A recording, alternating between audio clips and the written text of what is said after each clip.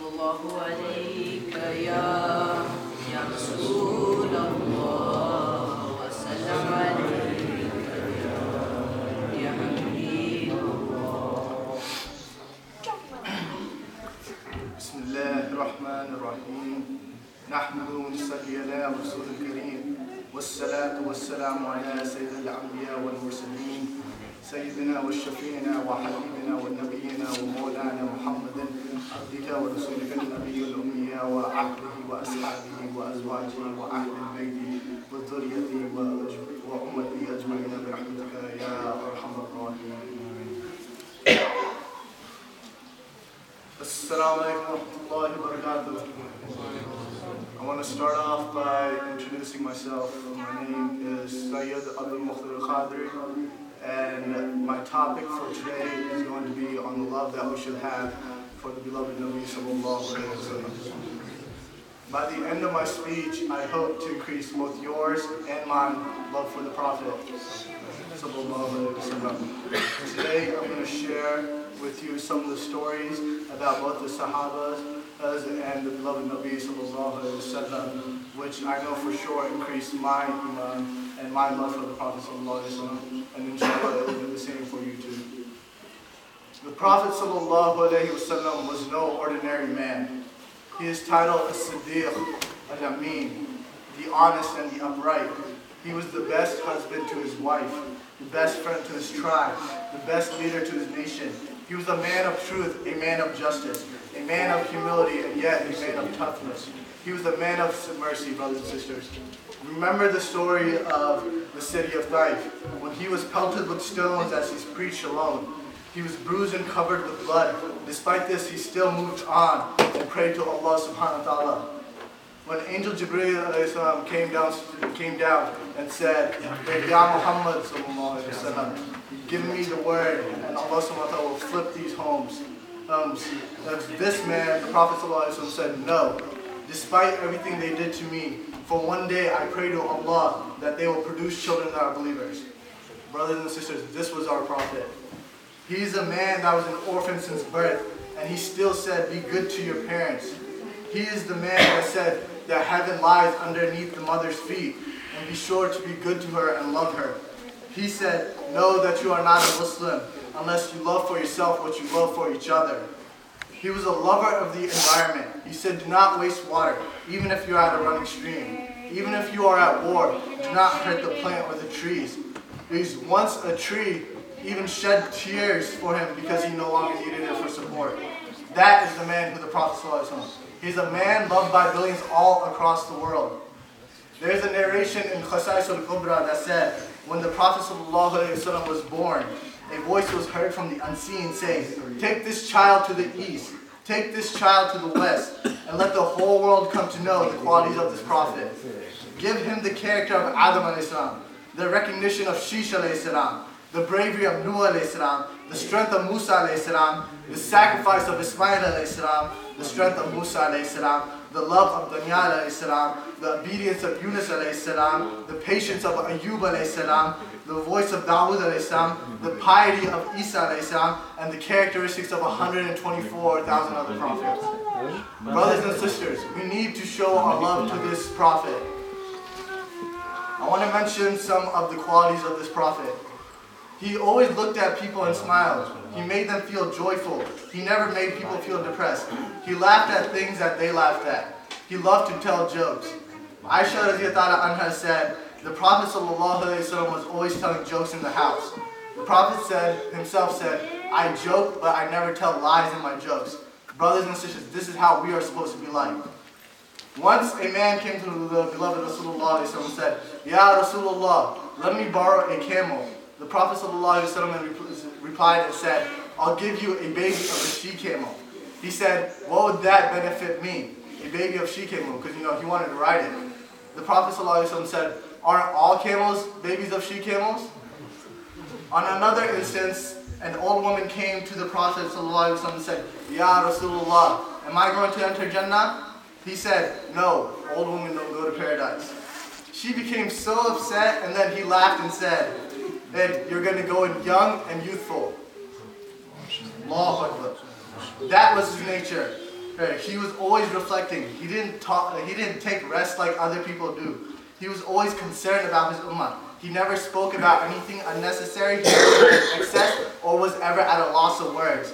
He had a soft and gentle character. He was never harsh or rough. He never found fault in anything, even in small amounts of food. Any type of food that was given to him, he never found fault in it. Most of his laughing was smiling. He wouldn't laugh like the way we do today. He would just smile. He would always occupy people in what benefited them and the ummah. He would ask about people. If somebody wasn't here, he would say, "Where's so-and-so?" Nowadays, if somebody disappears, we forget about them. Nobody remembers them. And the Prophet ﷺ had an entire ummah that he would do this to. He would actually ask people to tell me the people that are in need so I can go personally and help them. He would say, "If you know anybody in need, tell me so I can go help them." And then he said, those people that help other people who are not able to get help, Allah subhanahu wa ta'ala will make firm their feet on the day of judgment. Brothers and sisters, he teaches human beings how to be human beings. This is the Prophet. This is the man that we should try to imitate and look to as a role model. There's a beautiful narration about the companions of Rasulullah ﷺ. Once Abu Bakr radiallahu anhu, who came out of his house extremely hungry. Abu Bakr radiallahu anhu, one of the greatest men after the Prophet ﷺ. He came out of his house with a stone tied to his stomach. Omar radiallahu anhu, he also came out of his house with a stone tied to his stomach, and this was after Zuhr. But then, why did they tie a stone to the stomach, you guys might be wondering? Because the weight of the stone would pull and stretch the receptors of the stomach, making it think that it was full, but in reality they were actually hungry. Make the stomach think that it's full so the stomach would not think it is hungry. And when they came out of the house, both of them saw the beloved Nabi sallallahu alaihi wasallam with 3 stones tied to the stomach.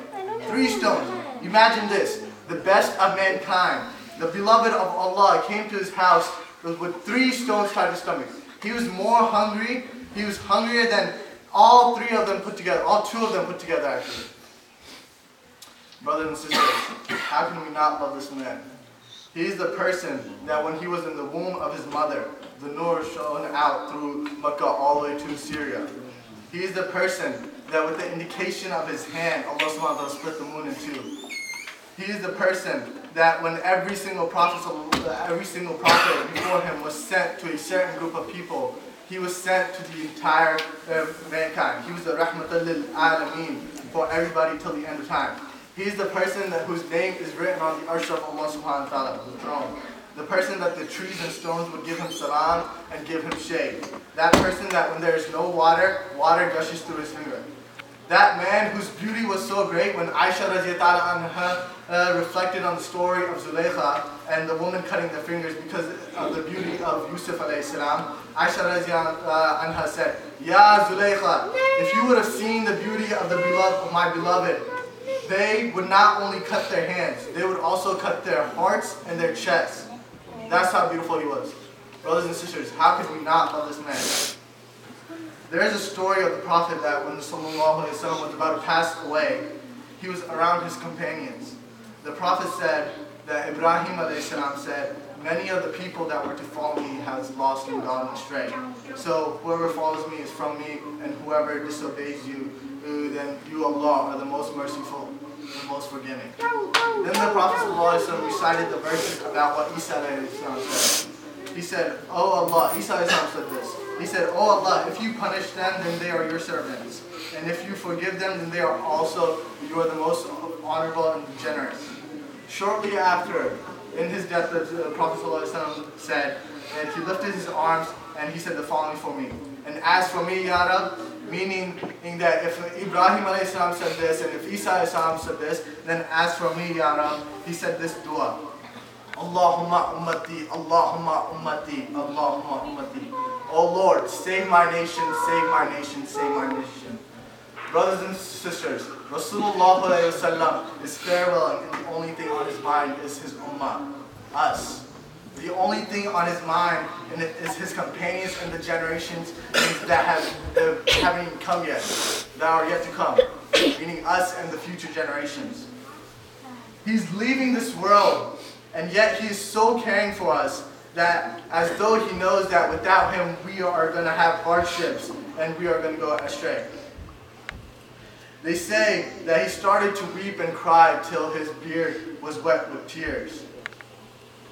So then Allah subhanahu wa ta'ala said to Angel Jibreel, go to Muhammad and ask him why. What is it that makes him cry? But his Lord knows why, because Allah knows why. Hey, so Jibreel goes to Prophet sallallahu alaihi wasallam, and the Prophet says, Ya Rab, I want you to say my ummah, I fear for them.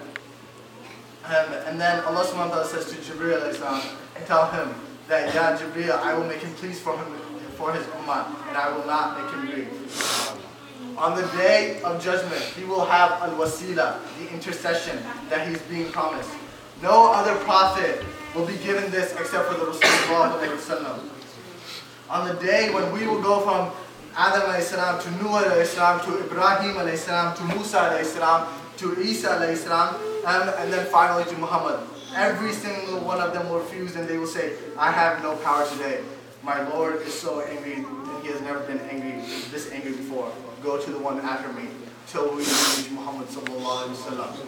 And that is the day where he will meet us again, inshallah, where he will raise his head and say, Oh Lord, save my nation. Oh Lord, save my nation. And that day, Allah subhanahu wa ta'ala will save his ummah. On the day of judgment, when everyone will be saying, Nafsi, Nafsi, Nafsi, meaning myself, myself, myself, only one will be saying, Ummati, Ummati, that is the beloved Nabi sallallahu alayhi wasallam. Brothers and sisters, on that day, our own parents, our own family members will not be able to do anything for us on that day. But the Holy Prophet sallallahu alayhi wasallam will be the one that will intercede for us. He is the man that we must try to imitate, brothers and sisters. The Sahabas, the individuals that we can look towards to show how we can express our love to the Prophet sallallahu alayhi wasallam. They know what the true reality of love is. In the Battle of Uhud, the Prophet ﷺ once asked his companions where Sa'd bin Rabi was, because he was nowhere to be found. And the Nabi ﷺ then said to Zayd bin Haritha to go look for Sa'd bin Rabi, because they couldn't find him, he wasn't there.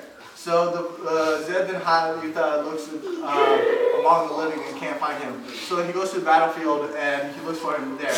And then they find Sa'd ibn Rabi lying down on the battlefield with just like the last breaths of his life.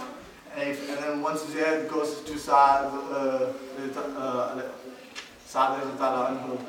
then Sa'd ibn Rabi says, "O Zayd, convey my salams to the Nabi and tell him I find myself in a place where I can smell the fragrance of Jannah. Tell him, may Allah reward him more than any other Nabi has been rewarded. Tell him that Sa'd has said that if Rasulullah is harmed in battle and you are still alive, I will hold you responsible in the court of Allah." Brothers and sisters, in the last breaths of his life, he was not interested in any materialistic things. Brothers and sisters, the Sahabas knew the true reality of love. We should try to imitate that. We don't know the true love like the Sahabas knew it. Nowadays, the Ummah finds it easy to take a razor and shave off the beard. We hear it too often in that, oh, it's just Sunnah. Whether it's pertaining to Salah, whether it's pertaining to anything else, we hear it too often. It's just Sunnah. It's okay, so you don't have to do it. If it's pertaining to the beard, pertaining to the Salah or anything, that we hear that way too often. What is that? Like, really?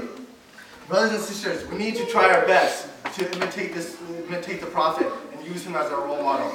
Not the sports players we see on TV or the actors and actresses. But the best man that ever walked on this earth. That is the beloved Nabi sallallahu alaihi wasallam.